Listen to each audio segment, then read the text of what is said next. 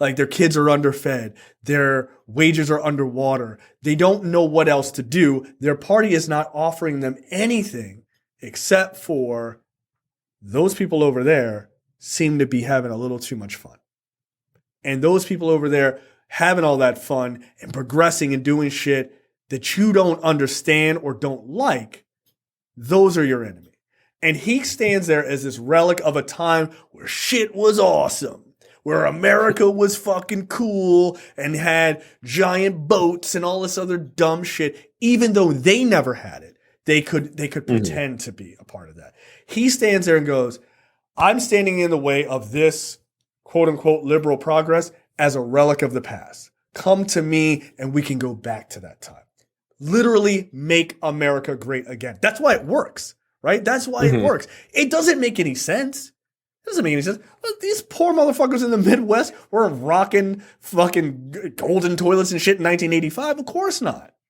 But they felt like if we could go back to a time that was simpler, right? Like, here's a weird analogy that, for me, that makes sense. I was really good at video games up until like 1995, right? Like what year did I'll be honest with you. What year did like Nintendo 64 come out? Around that time, 95, 96. Boom. That was the end for me. So somebody came out and they were like, hey man, we have platformers that are 2D. Like there's been a couple of them that have come out. I'm all about it. I'm like, that's a relic of the past. That's what I understand, man. That's what I understand. I don't want to play those other games. They confuse me and I'm scared. Like I don't get it.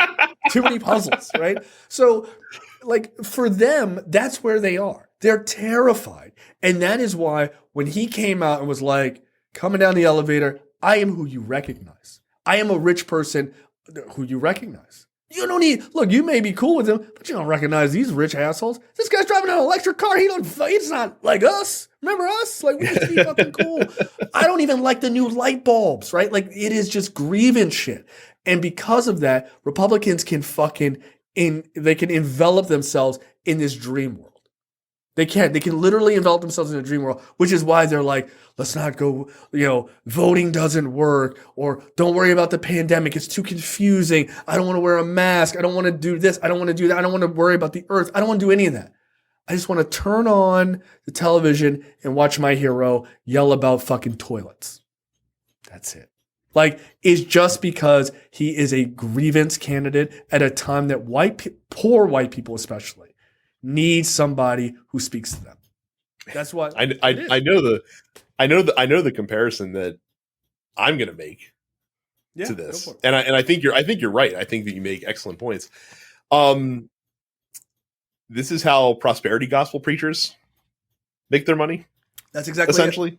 That's exactly it. Yeah. So he's exactly that.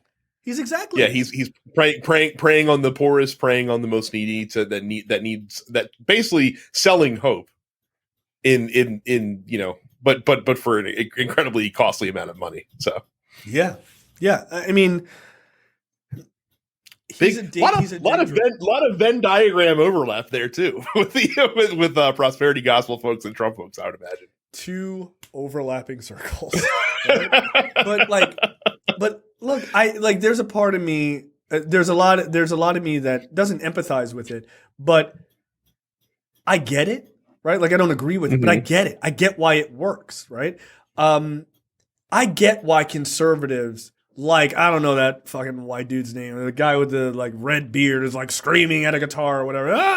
Fucking people above rich men are fucking the worst, whatever. Like that guy, I get why people attach to that song. Right. And they were just like, this is fucking speaking to me. Like, I get it. This guy, like, the fucking people in the north are the worst. And down here, we're suffering.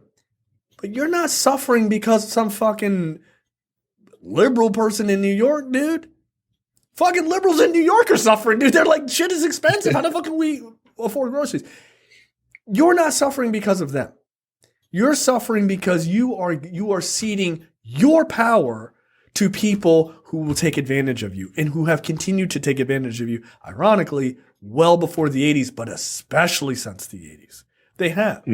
If you look at all of the people that these guys attach themselves to, they are relics. They are relics. They are relics of a bygone age because they don't have anything. We talked about the Electoral College last week. Republicans don't have any policies. That's why they're like, oh, please keep the Electoral College a relic, right? Like they need that. But more importantly, when you talk about like what their thought leaders and stuff like that, they're all relics.